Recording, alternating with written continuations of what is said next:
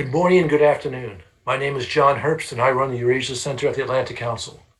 We have a wonderful program for you today. We have with us Catherine Belton, a longtime FT correspondent in Moscow, who's written a brilliant book, Putin's People, How the KGB took back Russia and then took on the West. We'll have a panel discussion hosted by our own expert, Andrews Osland. I'd like to turn this over to Andrews, please. Thank you very much. This is the book that we are going to discuss today, and we have a wonderful panel. I will start with a discussion with your author, Catherine Belton, whom I know well from Moscow, where she was correspondent for Financial Times from 2007 to 2013. And then we have an outstanding panel led by Professor Philip Zelikow, who is a professor both of government and of history at University of Virginia. Professor Zelikow has a very prominent background in State Department and National Security Council. In particular, he was the counselor of Secretary of State James Baker, and he worked closely with Brent Scowcroft and the National Security Council, and also with Condoleezza Rice. So he has very much been a top person in the two Bush administrations on foreign policy. And notably, he was the executive director of the 9/11 Commission. So he was very much the person who held in the pen. And he will take us in a recent article in Foreign Affairs to what kleptocracy and graft mean as a national security threat.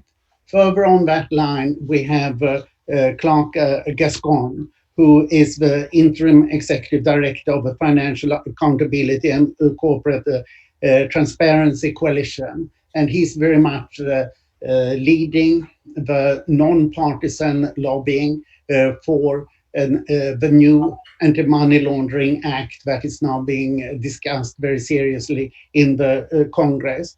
And finally, in our panel, we will have Casey Michel, who's a New York-based investigative journalist covering transnational corruption and money laundering, now working on a forthcoming book about American kleptocracy. So you see the idea here is very much kleptocracy moving from Russia to the US, and what do we do about it? So let me start then turning to Catherine. This is an outstanding book. I've read many books, as all of us, from journalists in Moscow. But what stands out in this book is that you really know the stuff.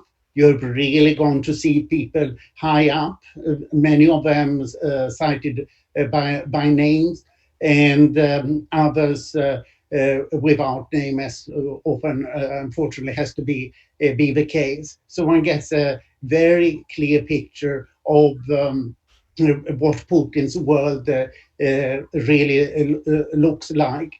And I must say that this is one of the darkest pictures of Russia that one can imagine. I essentially agree with you, but it's a very dark picture that you present. So how would you describe, what does Putin's role really amount to? How do you see it?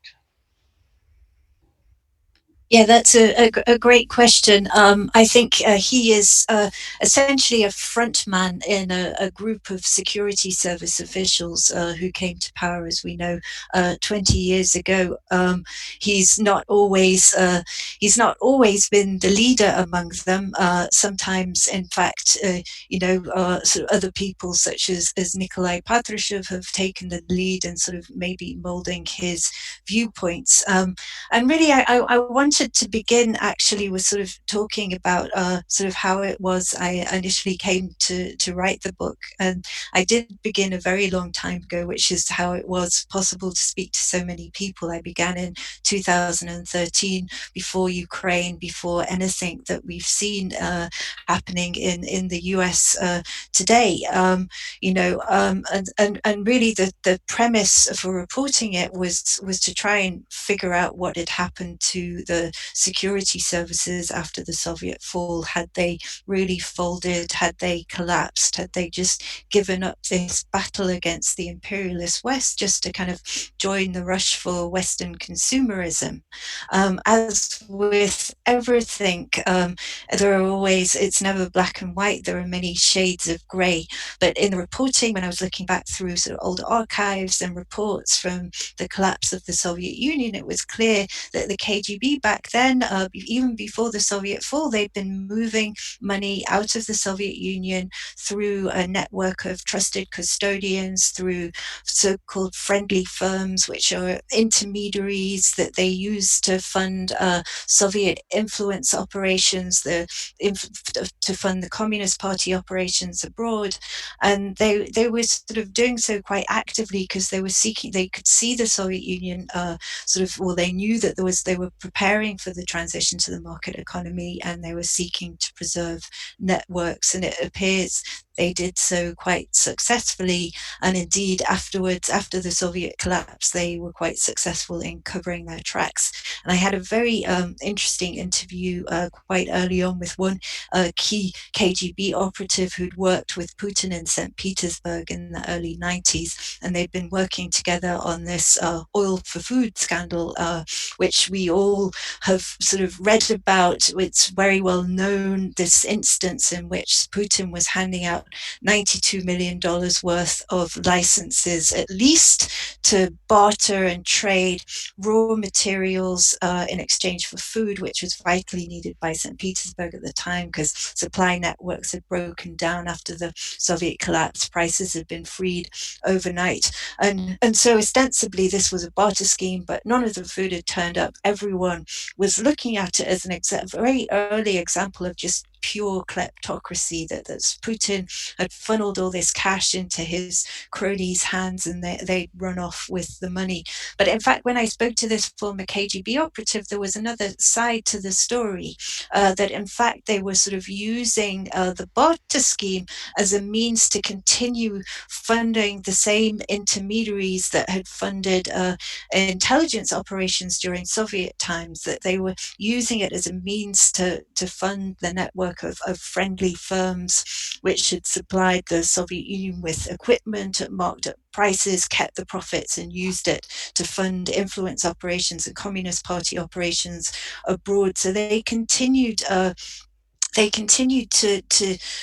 do so, and even so, we also see in the Gaidar government, Gaidar was always kind of praised by the West. He was the leading light of liberal reforms for the Yeltsin era, and indeed he did do much to bring the market to Russia in a very rapid way. But he was also making sure to continue to fund intelligence networks too. We see this in another barter scheme, a $200 million barter scheme that he signed off on with Cuba, which was used to fund the Lord's listening station, the main eavesdropping station that Russia had on the US. And this was at the same time as the Russian budget in 92. The entire budget was $162 million to pay pensioners and wages for teachers, but they still found $200 million to fund the Lord's listening station. So this was always very important that they continued to preserve networks. Outwardly, yes, the KGB looked like it was a bust. It had been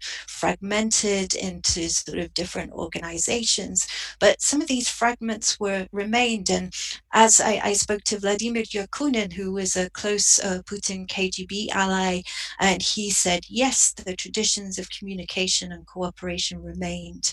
And so we have these sort of, bided their time. They were in the background during the chaos of the Yeltsin era, but they seized a moment after the August 98 financial crisis. And yes, it was Putin who came to power, and he represented one faction of these security services networks. And then, as we've seen, they very rapidly began to gobble up the nation's wealth. And sort of Putin's the front man, as you asked, in this process, but it's really a group of security service officials who are making the decisions. And, and the West, I think, sort of viewed this process through its own prism. The asset grab by Putin's cronies was very often just seen as a grab for wealth to line their own pockets because they were greedy. But in fact, it was always about more than that. They wanted to restore Russia's standing on the global stage and wealth for Russians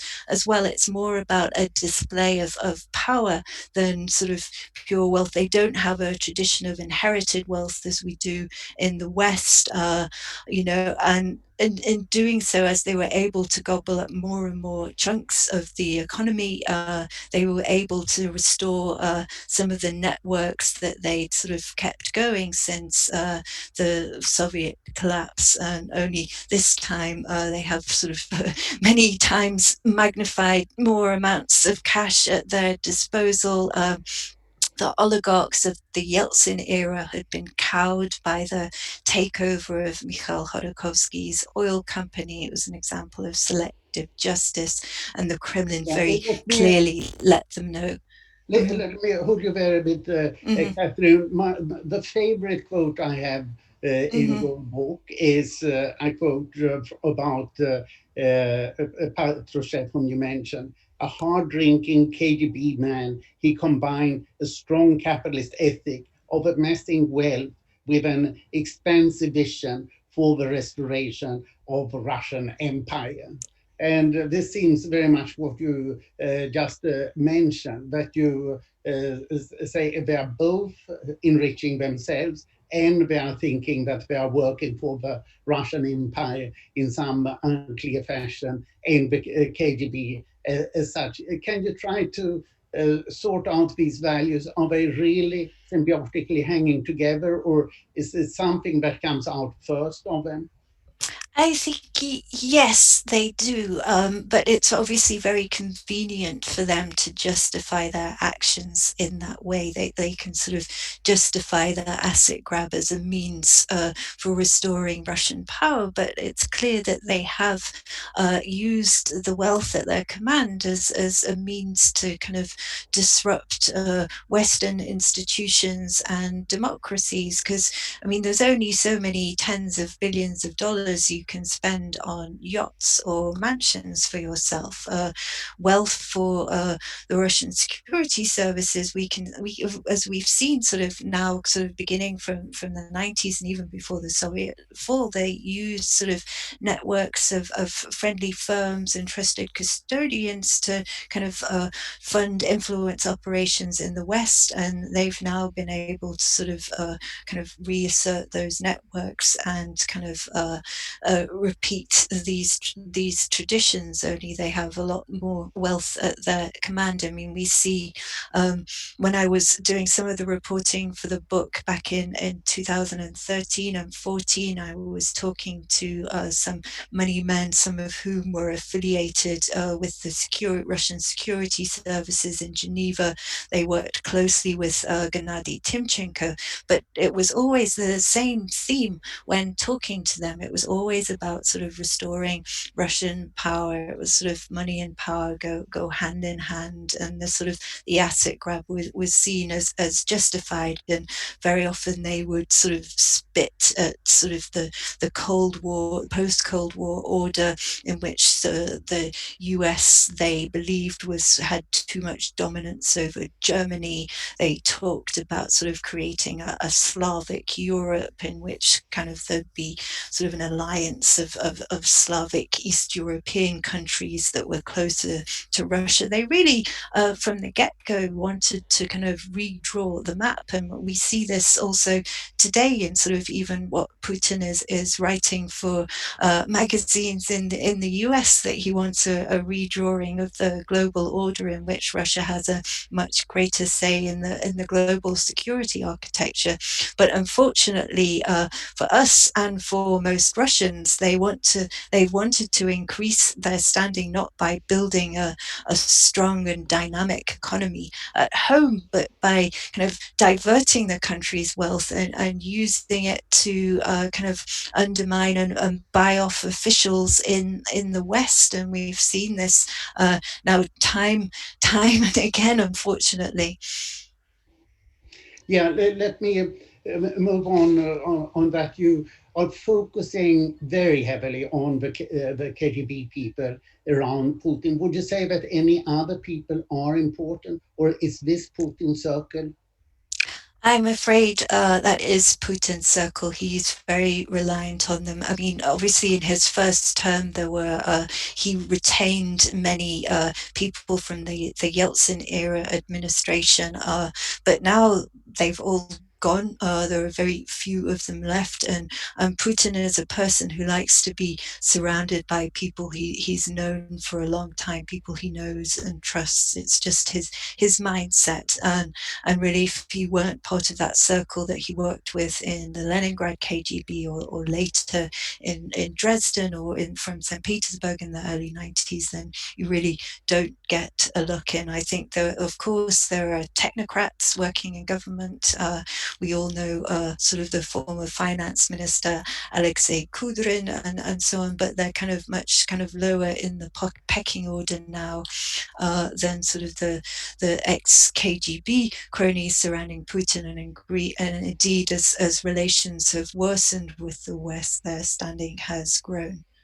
Yeah, I think a very good point in your book is that the old oligarchs, I mean, the Khodorkovskys, the Yeltsin oligarchs, they are out, and Yes, that's yes. very clear. I'm afraid that's the case. I mean, the takeover of Khodorkovsky's oil empire, UKOS, sent a very loud signal to them that they had to toe the Kremlin line, because anyone could really sort of fall victim to Putin's Kremlin once it had taken over the court system, that anyone was vulnerable to cooked up or selective criminal charges. And indeed, this even deepened after the 2008 financial crisis, when many of the Yeltsin-era tycoons were dependent on the Kremlin for bailouts, so that their companies didn't fall into the hands of Western banks. Indeed, one of these sort of seemingly independent Yeltsin-era tycoons, I think it was Piotr Alvin from Alpha Bank, said, if we get a call from the Kremlin and they ask us to spend 1 billion on this or that strategic project, we can't refuse. We've been bailed out now by the Kremlin. We have to follow the orders. So I think the picture has really very dramatically changed. They've sort of become now the custodians of Putin's Kremlin.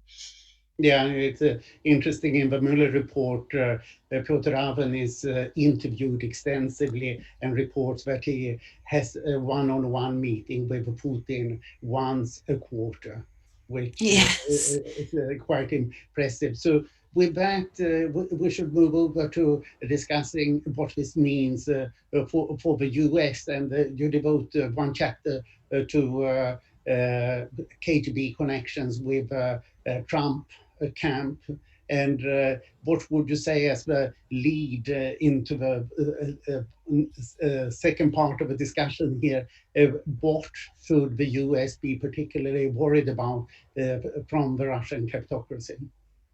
This is a good question. I think, well, some of my research showed that some of the kind of intermediaries and individuals through which the sort of KGB in Soviet times had begun sort of funneling wealth into the West through some of the same individuals who have been surrounding Trump and orbiting him really since the very early 90s. Obviously, there's still a lot that we don't know it was these interlinked group of individuals. Some of them then began to work more closely with Trump after the September the 11th terrorist attacks. They were involved in these real estate ventures, particularly through Bayrock, where we all know Felix Sater was very much involved. And indeed, it is the projects that they worked on in the United States which became sort of a major kind of source of cooperation with Trump. And indeed, sort of, although focus of the West, most of the Western media has been on these projects that they dangled in front of him in Moscow, the Trump Towers in Moscow, which never got off the ground. But indeed, it was in the kind of the projects that they worked on in the US where Trump was making as yet undisclosed management fees and licensing fees just for the kind of for the glory of these Bayrock using his name on the towers. I mean, we are yet to find out how much money was funneled to Trump through Bayrock. Indeed, this is still kind of the object of kind of dispute, which the Supreme Court is going to be ruling on imminently. But I think obviously the main issue kind of really facing the Western democracies now is trying to sort of uncover the source of kind of being able to track a lot of the Russian black cash that's been flooding into the West over the years. We've seen many money laundering scams. We've seen the Moldovan scam. We've seen the Deutsche Bank mirror trade scam, in which sort of tens of billions of dollars have been flooding into the West, mostly through LLCs into the UK and the US. And we're not able to sort of determine who the beneficiary owners are of this cash at the current time. But what's most disturbing is that sort of in Russia, these schemes, the Moldovan scam, the mirror trade scam, are always overseen by the same group of people. One of them is a well-known Russian money launderer who happens to be very good friends since childhood with Felix Sater. He spoke about this himself, and the others are very senior officials in the so-called Upravlenia K of the FSB, which is the Economic Crimes Department, which happens to oversee all these money laundering schemes. And as one banker recently put it to me, they take a cut, and they may also use these schemes as a convenient funnel to move money into the West for buying off officials and other political operations. So that's our biggest challenge right now. Well, that's quite a challenge. Let me show here. We have the current issue of Foreign Affairs, where we have an excellent article, The Rise of Strategic Corruption, how states weaponize graft, by Professor Zelikov and others. And I would like then to proceed to take this into the US. In the last section, the first sentence runs, the growing threat from strategic corruption has gone largely unnoticed or underappreciated in the Pentagon and the State Department. And as an old foreign policy thinker, what do you think should be done about it? I should say first that we have, those of you who watch this on Zoom, you have a question and answer mechanism there. So please write in your questions there, and I will moderate them into the discussion later on. Professor Zelikov, the floor is yours. Please unmute yourself. Yes. Yeah. Thank you very much, Anders. It's a pleasure to be here and a pleasure to comment on Catherine Belton's wonderful book. The reason that I, along with my three co-authors, Eric Edelman, Christopher Harrison, and Celeste Ward-Gventer, wrote this piece on strategic corruption is because we think that in foreign policy world, corruption is regarded as bad, but it's regarded as just another form of criminality, and that rampant criminality is bad, and that states that are full of greedy criminals are weaker states, and that's bad, but it's not really a central national security issue. It's not really taken seriously as a foreign policy issue. It's, you know, it's a good government sort of thing, and you want to clean it up. There's even a sense in the case of Russia, when you use words like, oh, Russia's a kleptocracy, there's actually a lot of condescension in that term. as if because it's a kleptocracy, it's a giant muddy mess, very weak. The argument here is that what's happened is that, as Catherine just pointed out, we're dealing with a new phenomenon here in which these people are not just into these activities in order to get rich. They're actually wielding this as a form of power in other countries for their foreign policy purposes. In other words, corruption has become a form of political warfare on a scale we haven't seen before. So in the traditional paradigm of foreign policy, you've got your foreign policies that everyone studies in school. Oh, and then maybe, the intelligence agencies are doing side payments on the side. There's some, little cash under the table here and there, but it's very much a side payment, or it's peripheral to the mainstream foreign policies. The argument we're making is that you now see in countries like Russia or China that the strategic corruption, the side payments, are not peripheral or marginal. They're actually central to the policymaking. It's the central form of political warfare. Is they're going directly at buying and corrupting key centers of power in Western democracies, and actually then getting policy results that they want, because they're using these networks as actually means to wield political power, not just means to enrich themselves. It is the instrument of foreign policy, and it's central. So that's a main point we were trying to make. For example, the famous case that everyone has heard of in the United States of Trump's impeachment.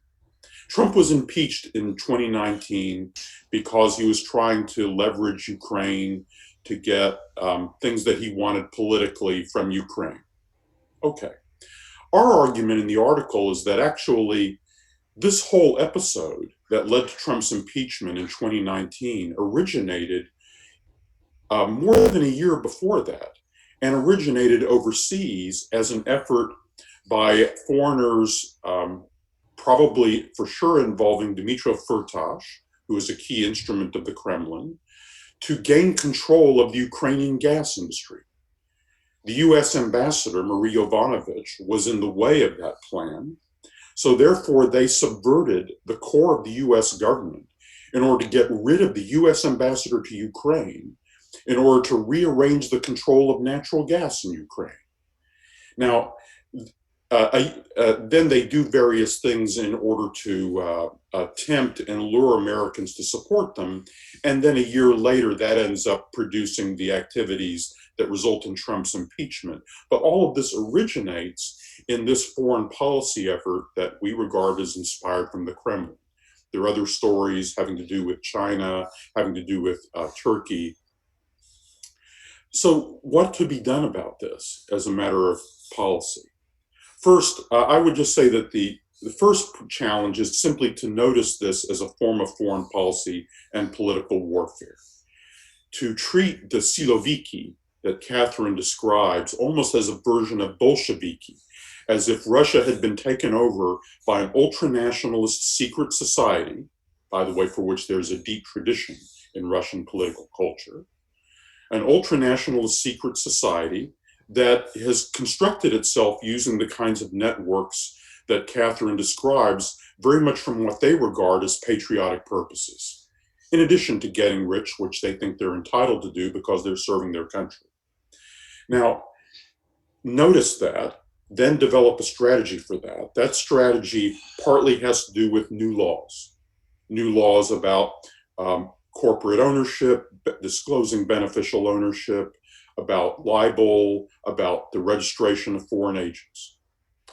It also has, though, a policy side, where if you take this seriously, then you actually engage national security instruments to counter it. Let me give you an example.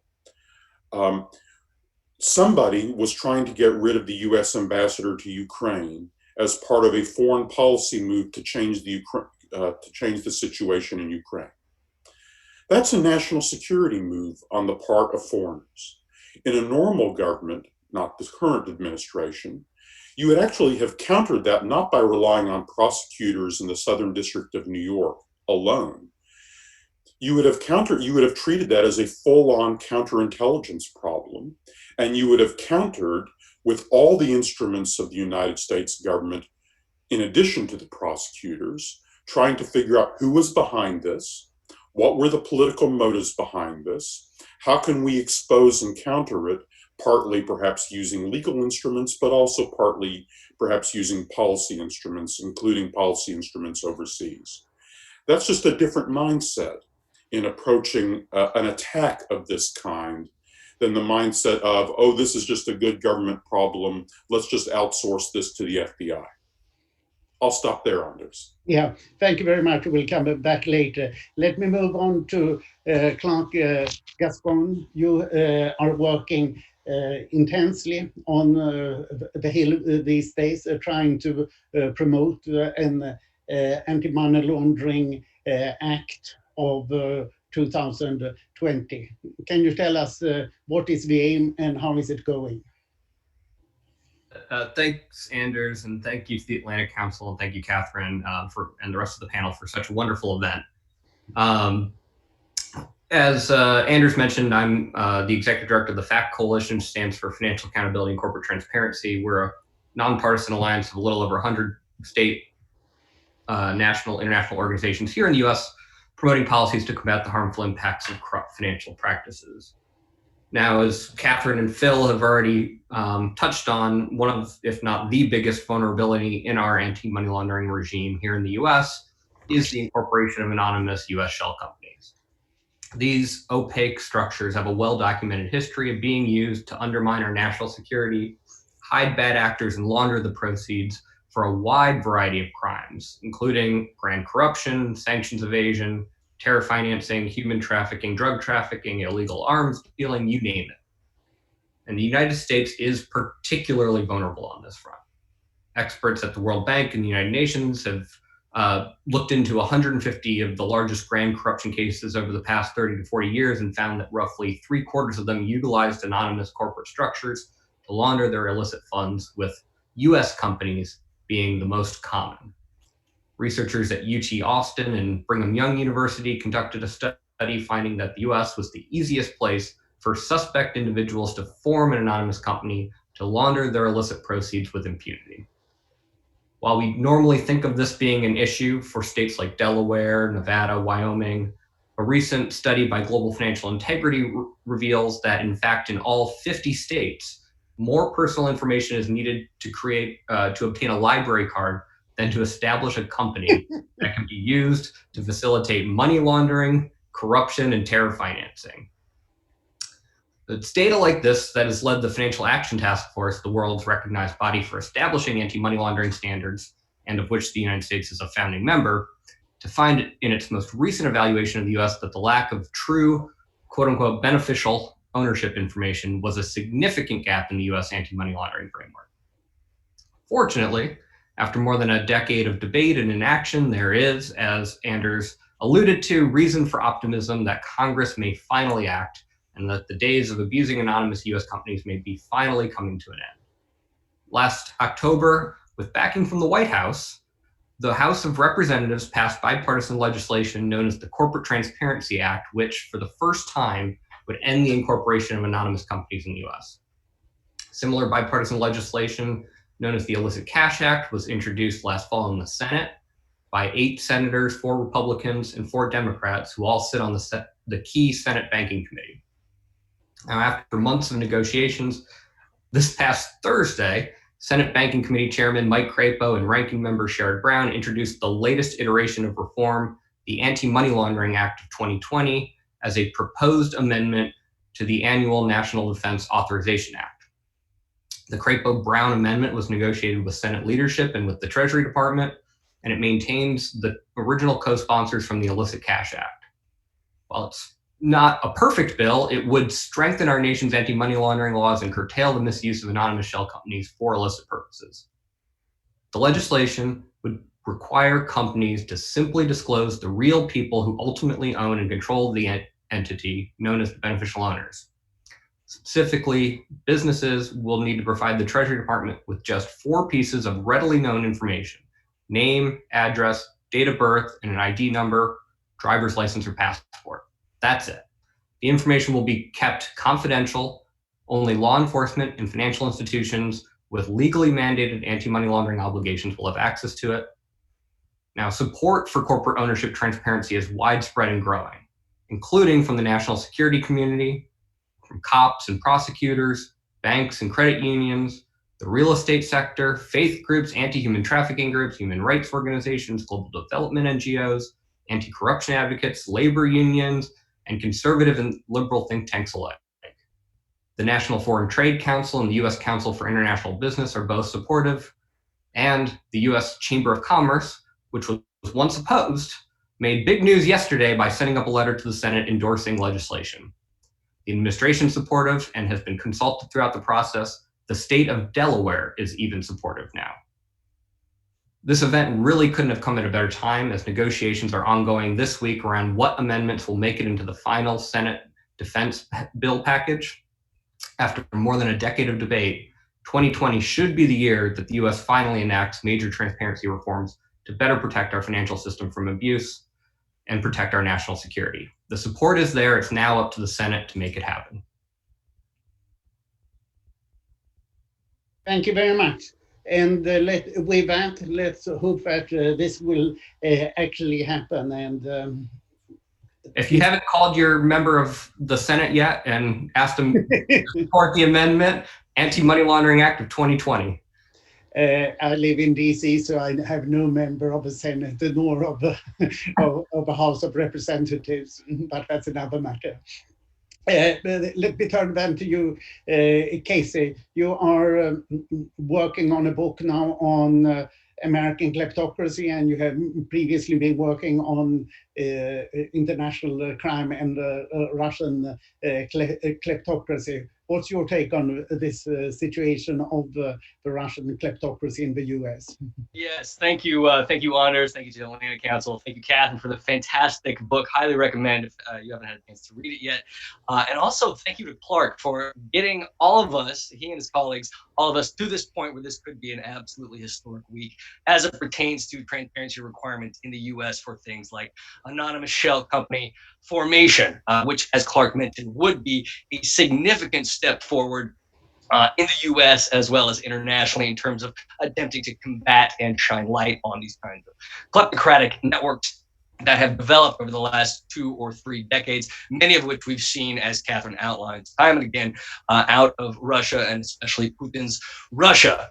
Now, unfortunately, beyond that, legislation that effectively eliminates or shines light on beneficial ownership in the US is not a panacea. That is to say, it is one element, one significant element in a roster of policy recommendations and necessary steps to move forward that will help pull the U.S. back from its current position as one of the global leaders in providing the kind of financial secrecy and offshoring mechanisms that actors and kleptocrats like those surrounding Putin in Russia continue to employ and continue to abuse in entrenching their own kleptocratic regimes. One element within that policy space pertains most especially to real estate, which we've already discussed a little bit earlier today. Now, the U.S. does have legislation and regulation on the books that effectively prohibits the anonymous purchase of real estate. And again, purchasing real estate anonymously remains one of the go-to mechanisms and vehicles for laundering dirty money, either parking that money in real estate-based assets to save it for a rainy day, to get it out of the country of origin, or to sell off that asset and effectively transform that dirty money into perfectly clean, perfectly legitimate assets themselves. Now, in 2002, the U.S.'s Patriot Act actually explicitly prohibited included significant anti-money laundering regulations as it pertains to the sale of American real estate. Unfortunately, shortly thereafter, the Treasury Department announced that it would be exempting American real estate from these regulations. Now, the reasoning at the time was that it wanted to study the issue. It wanted to make sure that it was employing best practices and that it wasn't overly or overtly impacting industry. Unfortunately, that temporary exemption is now almost 2 decades old. So I don't know that it's quite temporary at all. That temporary exemption is also extended to other things like luxury goods, that is to say the sale of high-end automobiles, private yachts, artworks, celebrity memorabilia. Some of you may remember a few years ago the case of Michael Jackson's crystal glove coming out as one of the more prominent cases of kleptocratic networks developing here in the US. On the money laundering side, we also have things like private equity and hedge funds that are also temporarily exempt from these anti-money laundering requirements. Just a few years ago, it didn't get many headlines, but one of the oligarchs close to President Putin, a gentleman named Vladimir Putin, was actually connected to an American private equity fund that just so happened to have a significant ownership stake in Maryland's voter registration database system. Again, utilizing these forms of anonymity to further this, as Philip has described, form of strategic corruption for the furtherance of the Kremlin's goals. And this isn't even talking about the complete lack of AML, anti-money laundering requirements for things like American attorneys and American lawyers, which intersects with Anders' previous research about Russian interference in the American judiciary, PR consultants, American accountants and accounting firms, or even things like anonymous trusts in states like South Dakota, which we've already seen bring in tens of billions of dollars of foreign money that we had no idea was coming into the state until foreign corporate registry and foreign corporate filings revealed that this money was flowing into states like South Dakota. All of which is to say, this elimination of the formation of anonymous shell companies in the US is absolutely a significant and historic step forward, but is only one of many that are still required as we move forward into this next decade as we continue to understand and analyze these forms of strategic corruption, these forms of kleptocratic mechanisms, and how the US has provided, without any kind of regulatory oversight, all of these tools time and again for the entrenching and expansion of these networks. Thank you very much, Casey. I would like to point out something underlying of your discussion here. The Patriot Act was effective where it applied. So you're rightly pointing out that the problem was the loopholes, while the Patriot Act was amazingly effective in cleaning up the international banking system. So most of the time, it's not the banking system that we complain about, but everything else. First, if anybody has a question or point to one another here, you're most welcome to make them. Just show your hand and I will point if there's anything. Otherwise, I've got a number of questions here, primarily to Catherine, but please feel free to jump in if you want. There are a couple of questions about Asian influence. And one is, how does China's rise influence Russia's foreign kleptocratic endeavors? And another question is, Russia and China are now discussing an Asian pool as a counter to Europol and Interpol. Is this something that we should be concerned about? Anybody who feels like responding to these questions? Looks like you, Philip. No. Catherine? I think yes. I think China's rise, obviously. I think, I think we should look at what's happening in the US. I think China has been a lot more subtle, perhaps, in some of its influence operations than Russia has. I mean, obviously, sort of Russia was caught stamping around very obviously in interfering in the US elections in 2016, and indeed its hand is seen very clearly around Trump. There's been less focus on sort of Chinese operations. They're probably better at hiding their tracks, but indeed they've also, some Chinese tycoons have been quite tightly tied to Trump's real estate ventures too, and there certainly needs to be more scrutiny of that. I think Russia's and China's relations have always been pretty complicated. The Russians don't necessarily trust the Chinese, but they have been thrust into a closer relationship with the Chinese since the Western sanctions imposed in 2014. But I mean, again, I think that there's still a lack of trust. So I guess we have to see still how this tandem actually works practically. Yeah, Catherine, I have another question for you here from Julian Evans. Given the efforts by Boris Johnson to conceal the extent of current Russian influence on the Conservative Party, the British government, and the UK's electoral outcomes, what chance do you think there is of this infiltration to be fully exposed in Britain? At this current, a good question. At this current juncture, there doesn't seem to be like there's much chance of that being exposed at all. They've very successfully batted off all the questions.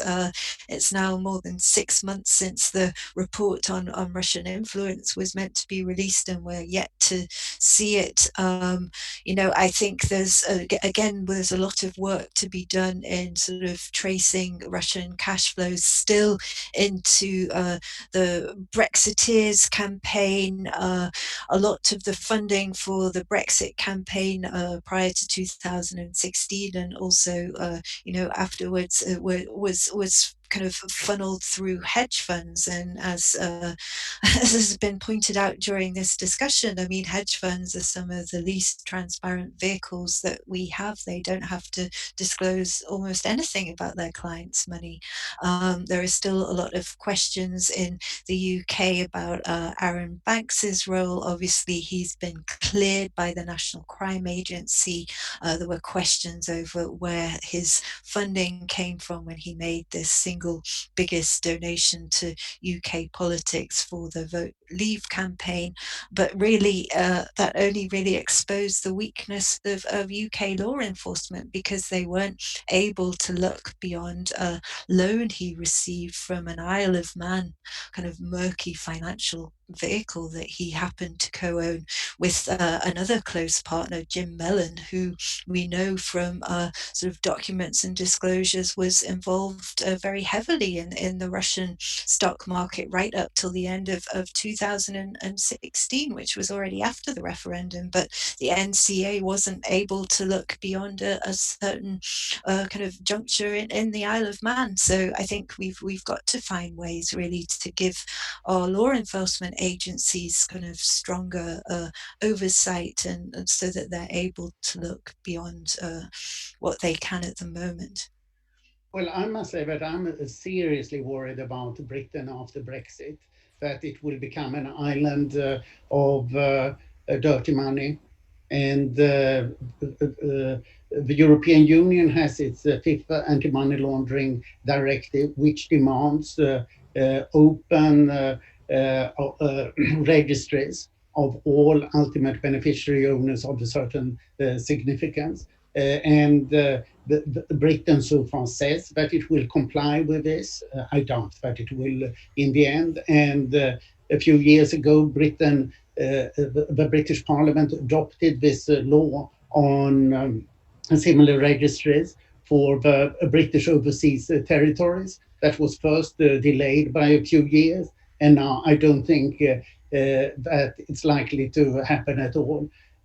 What really strikes me is that the Cayman Islands is the second biggest investor in US securities, with $1.7 trillion of $1 trillion in securities. And this is anonymous companies. And of course, Cayman Islands is a British overseas territory with 60,000 souls on the island only. How do you look upon that, Catherine? I'll pass to Clark afterwards. Yeah, I mean, I think, I mean, some say that sort of Brexit was partly inspired by efforts to make sure Britain was able to break away for the greater push for transparency within the EU, so that the UK would be exempt from all that. And I guess things certainly look to be headed that way. All David Cameron's attempts to kind of crack down on corruption and enforce greater transparency have long been forgotten, because we have so many other problems engulfing the country, and indeed the way out of them has been prescribed by the UK government, is to create a sort of Singapore style haven for dark money. So yeah, obviously let's have everyone else answer. So you are pessimistic, I hear. Yes. Clark, you wanted to say something? Yeah. Well, I think just, you brought up the Cayman Islands being the largest investor in the U.S. and I saw somebody I think in the chat room had also asked, why would anybody invest through all these shell companies? Why is Russia investing so much in the U.S. through all these shell companies, and rather than other economies? And Anders, I think it's your estimate that Putin's wealth is somewhere between 100 and 200 billion dollars. The GDP of the Cayman Islands is $3 billion. You could buy the island several times over with the amount of money that Vladimir Putin has. There's only so many economies in the world that are large enough to absorb that amount of wealth, and also maintain rule of law and the secrecy that you need. With the EU moving forward with their public directories of beneficial ownership information, Western Europe's now basically off the table for them, and the U.S. is increasingly the only economy large enough to absorb that amount of capital while providing rule of law and secrecy. So until we sort of take action here, we're going to be the world's sort of hub for dirty money. But it also says that if we do take action, we'll have a dramatic impact on curtailing the amount of the ability for kleptocrats to hide their wealth in rule of law nations around the world.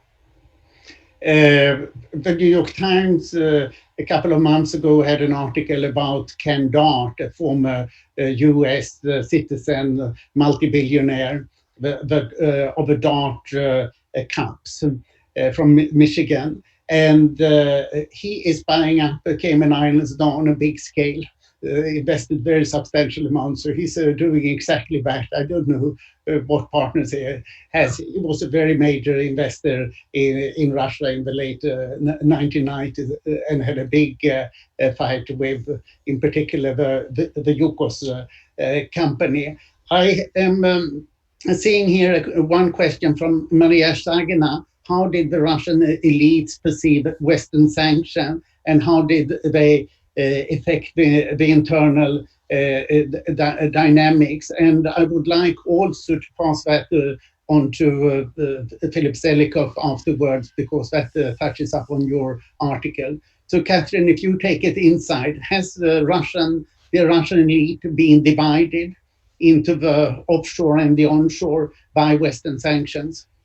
That's a good question. I think, sort of politically speaking, I think the Russian elite may have first tried to quietly protest. Parts of the Russian elite may have tried to first quietly protest Putin, perhaps some of the lines that he was taking, but I think they were very quickly slapped down. That they were told to sort of toe the line, that they weren't sort of meant to criticize any foreign policy decisions.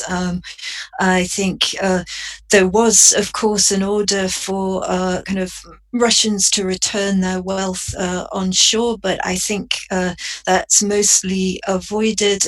They have merely found new ways to sort of hide their cash, whether it's through asset management companies or hedge fund companies. There are ways that they can get around sanctions and obscure the ownership of their wealth. So I think sort of Arkady Rotenberg and co probably still have money hidden.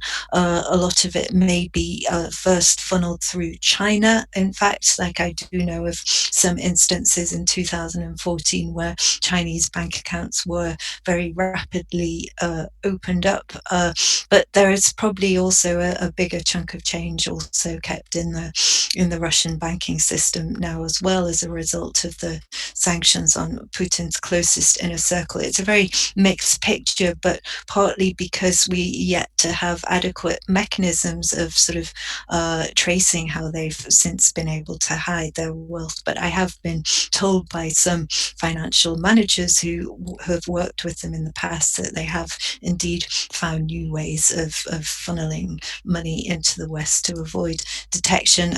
Obviously, the other oligarchs who are merely on a watch list, kind of watching the political situation in the US very closely. I think they fear that if Biden wins the election in November, that they could face sanctions too. But I guess we've yet to see what will happen. I think I can summarize your answer as yes, sanctions are effective, but the enforcement could be made much firmer. What's Yes. your view, Phil? Is sanctions a favored tool of yours to fight the global kleptocrats? Well, it's useful to step back and notice that what's happened is the resumption of the Cold War with Russia. The Cold War with Russia resumed, in my view. My favorite year for this is around 2007, 2008, escalating in 2014 and thereafter.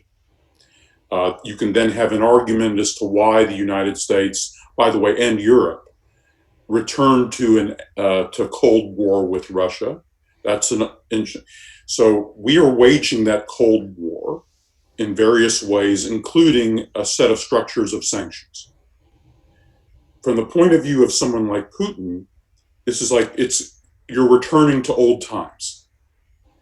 They grew up in a Cold War environment, the old Cold War, in which the West had all sorts of sanctions, and a main kind of business that they did was how to circumvent those sanctions in all sorts of ways. So you're basically just back into waging Cold War. Now, what they're doing, though, is they're counterpunching. So the West is launching its overt political offensive with these overt sanctions. Their counterattack with political warfare is to subvert the Western governments using their instruments, which are largely covert instruments. So our sanctions haven't done anything to stop the strategic corruption. The strategic corruption is their counterattack, as they believe they're waging their end of the new Cold War.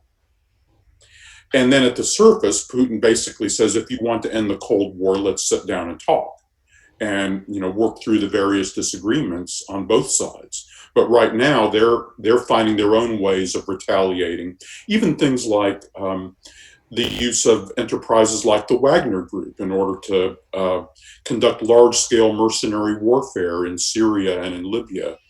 These are all parts of a similar story that is part of the story that Catherine tells. So we can either continue to wage the Cold War and escalate our instruments and tools and do a better job of handling their counterattacks, or we could try to end the Cold War through political means, if that's possible, if we think that we need some large-scale adjustment of relations with Russia and the republics of the former Soviet Union. Yeah, thank you very much. I think that we have come to the end. So I would just like to summarize in a few words. I think you have written a wonderful book, Catherine, and I should also say that it's stylistically a great pleasure to read. And I think that it provides a very accurate picture of Putin's Russia.